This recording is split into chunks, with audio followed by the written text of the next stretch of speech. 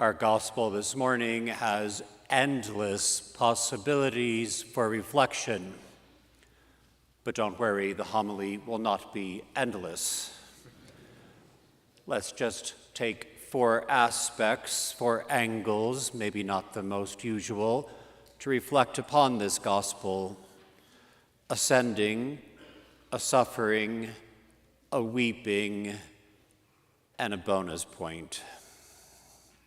First of all, the sending for our Lord Jesus Christ. The gospel tells us, "So the sisters sent word to him, saying, 'Master, the one you love is ill.' When Jesus heard this, he said, 'This illness is not to end in death, but is for the glory of God.'" It's fascinating to see how they sent for Jesus. The words that they use: "The one you love is ill." The one characteristic that they use to describe Lazarus, the one you love, could have said, "Our brother is ill," or "the one that you have dined with several times at our home is ill," or whatever. But they chose this specific way to describe him: "The one you love." What a wonderful way to put it. And they realize exactly how much our Lord Jesus Christ does love Lazarus and them and all souls. And so this is a beautiful way for us to reflect on how to call upon our Lord Jesus Christ in times of need. What about us? How do we call upon our Lord Jesus Christ? How do we commend those who need prayer to him? Because surely all of us every day are approached by people asking us for prayers, family members, friends, relatives, fellow parishioners, with a myriad of situations, sick, with cancer, with other illnesses, with a myriad of needs, family situations, job situations, major decisions in life, etc. How do we commend them to Jesus? Because we might use this example that Martha and Mary give to us and can say, "Lord, the one you love needs a job. Lord, the one you love is suffering with cancer. Lord, the one you love is very upset about whatever." And so a beautiful way for us to commend those that we need to pray for to our Lord Jesus Christ, reminding him of just how much he loves each soul. I've made it a practice since the beginning of my priesthood, when I distribute Holy Communion, to think about how our Lord Jesus Christ loves each soul that approaches him to receive him in Holy Communion. And as I hold the host before the soul, sometimes I feel like our Lord Jesus Christ wants to leap out of my hand into the heart and soul of that individual. Because then again, everyone, I believe, I don't think there's anyone here who doesn't have some form of suffering or illness or in need of some cure or strength to overcome some addiction or whatever the case may be. And our Lord Jesus Christ loves them, and I can say to the Lord, "The one you love, the one who is before you, about to receive you in Holy Communion, is ill, needs your grace, needs your strength, needs you to bolster them so they can persevere in following you." In the Latin Mass, the priest used to say, as he distributed the Holy Host to each soul, "May the body of our Lord Jesus Christ preserve your soul unto life everlasting." And is this not the greatest grace we can wish upon each soul that comes to us? Everlasting life. Again, that's why we're here. That's where we're journeying to. That's the end game. And Jesus desires it because he loves us so much. Secondly, suffering. Lazarus is suffering, he's languishing, and we can think of the self-dominion that it took of our Lord to allow him to suffer. He loves him, and yet he watches him suffer, and he allows it because it's for a greater good. It is for his good. It is for the good of those who will see the miracle of the resurrection. It is for our good as we turn the pages of the gospel and read this story. My spiritual director, Archabbot Lambert Riley, had for a time cancer, and he had given many retreats to the missionaries of charity and knew Mother Teresa, and so he wrote to Mother Teresa to explain his situation and his cancer. And he got the letter back from Mother Teresa, and it said, "Are you asking me to ask Jesus to stop kissing you?" Not exactly the response that he wanted. Perhaps he wanted her prayers to be cured. Well, eventually he was. But there is something beautiful about the Lord allowing us to suffer. Lazarus had always shown so much kindness. It kind of surprises us that our Lord allows this, and yet the very name Lazarus means helped by God. And so I suppose if we were to take a bit of a survey and ask all of us here, would you like to suffer or would you like additional suffering? Probably there wouldn't be a lot of people anxious for that. Yes, I'd love to suffer. Please give me more. And yet, St. Faustina says that suffering is the greatest treasure on earth, and that if the angels could envy us, which they can't, but if they could envy us, she said they would envy us for two things: the Eucharist and suffering. This is the only time that we can suffer. There is no suffering in eternity. I had a priest friend in formation when I was in seminary. He suffered a great deal, and that united him to Christ. He was a very holy man. And he was very upset because we kept telling him there's no suffering in heaven. And that saddened him because he says, well, how will I be united to Christ? I'm united to him in suffering, to his cross. And so we thought about it. We said, Father, when you get to heaven, you'll find out that there's no suffering, and that'll make you suffer, and you'll be happy.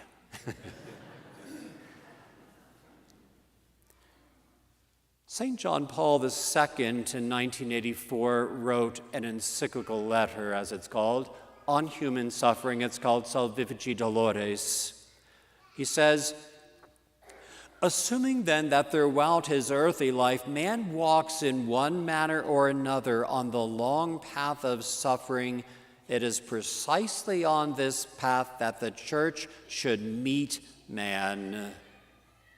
The church in some way has a mission, a duty to explain suffering, to meet man in his suffering, to meet all of us in our suffering, and to give it meaning and purpose and dignity. And I think our world has really lost that. We see so many things, pills, things that you can take to end suffering. And we see, for example, our neighbors to the north in Canada who have assisted suicide. And the New York Post ran an article on March 7th, earlier this month, to say that the numbers that have been killed through assisted suicide are now over 100,000. And on my news feed yesterday, I noticed there was an article about someone who was helped to be killed in assisted suicide, and they never even asked what was wrong with her.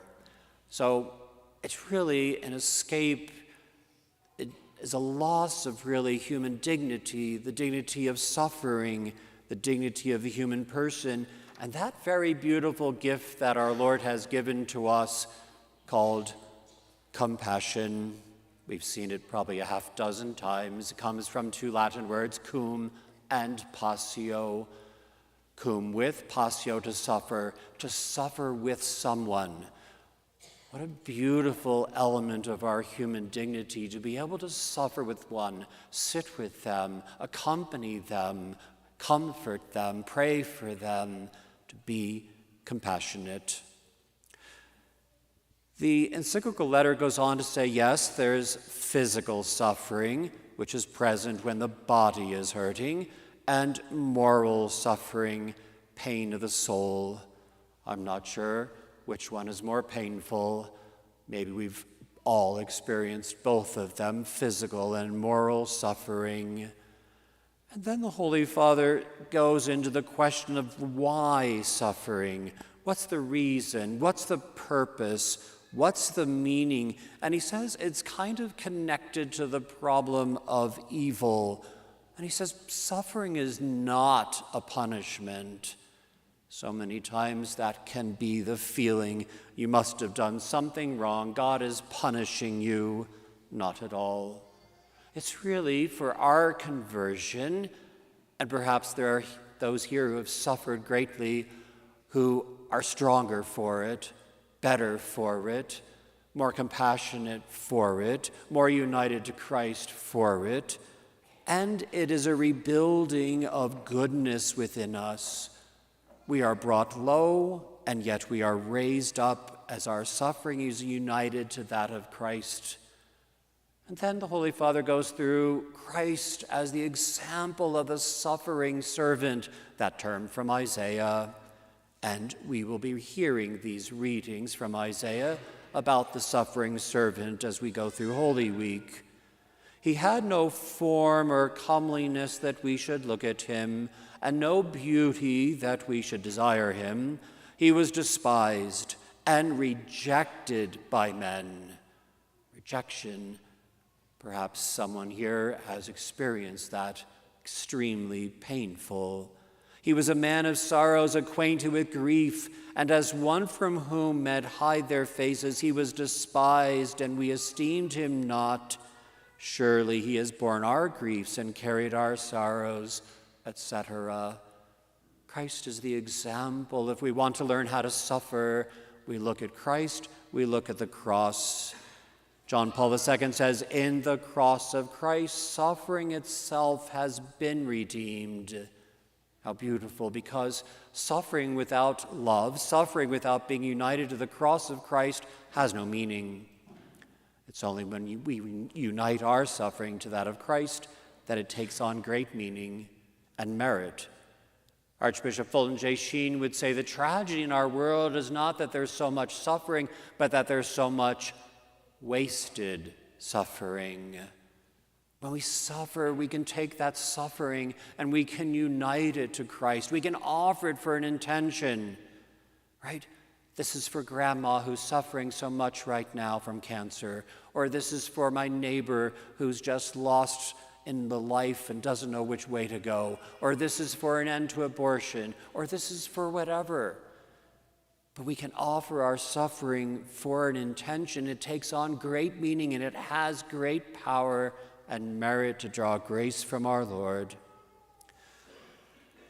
St. John Paul II ends the encyclical saying, this is the meaning of suffering, which is truly supernatural and at the same time human. It is supernatural because it is rooted in the divine mystery of the redemption of the world, and it is likewise deeply human because it is in it the person discovers himself, his own humanity, his own dignity, his own mission. Thirdly, weeping. Christ is weeping. He is deeply troubled. St. Augustine says that Christ was troubled because he willed it. He was hungry because he willed it. It lays within his own power to be affected or not. And this is another good example that Christ gives to us.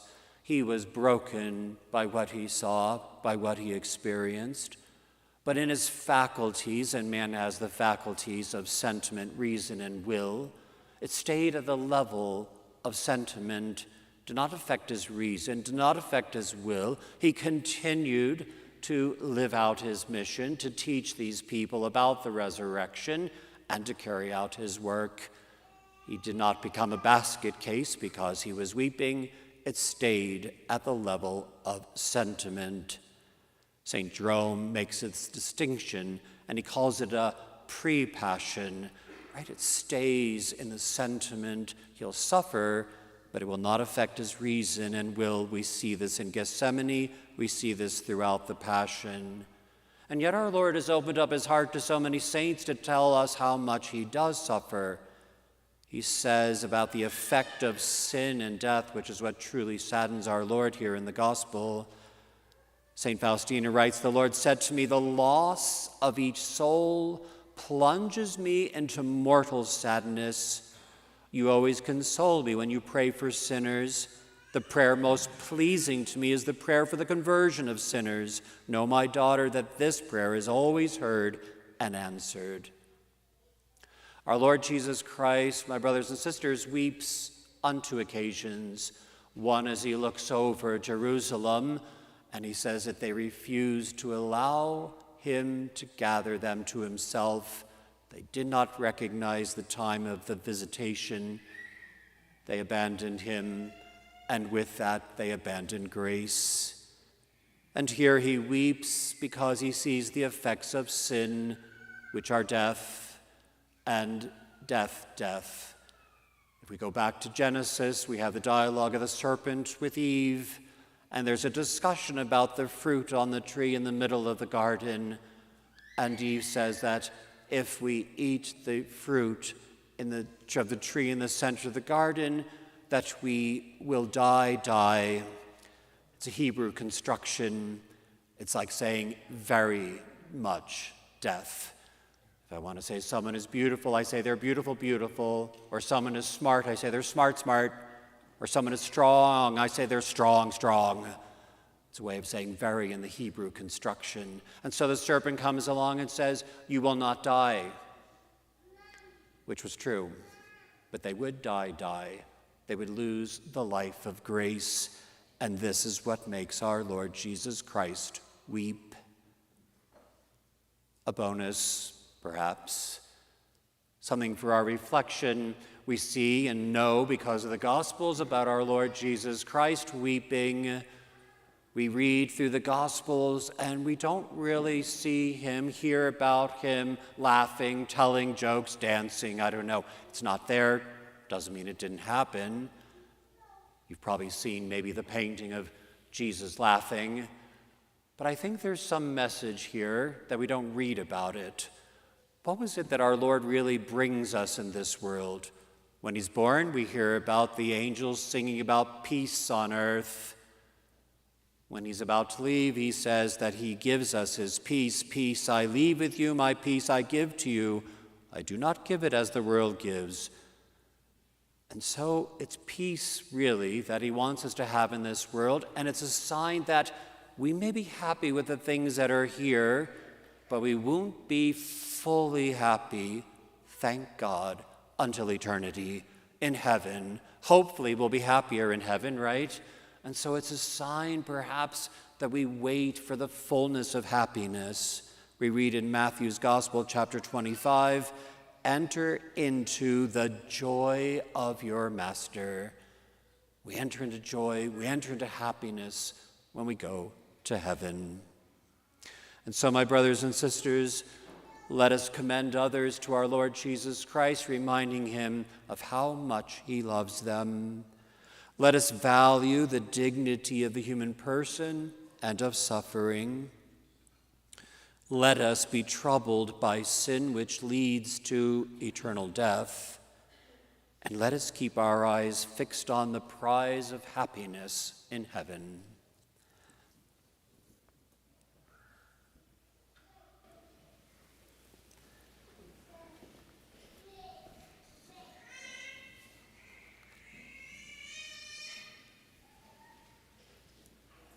I believe in one God, the Father Almighty, maker of heaven and earth, of all things visible and invisible.